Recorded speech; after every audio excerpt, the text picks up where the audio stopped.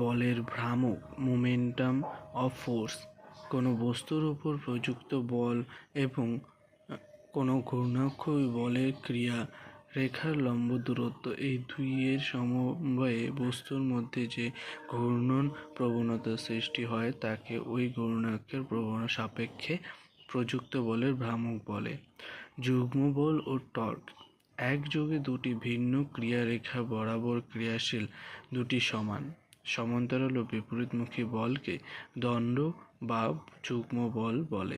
কোনো বস্তুর উপর প্রযুক্ত দণ্ড ও দণ্ডের বাহু, এই দুইয়ের সমন্বয়ে বস্তুর মধ্যে যে ঘূর্ণন প্রবণতার সৃষ্টি হয় তাকে দণ্ড ধ্রুবক বা টর্ক বলে।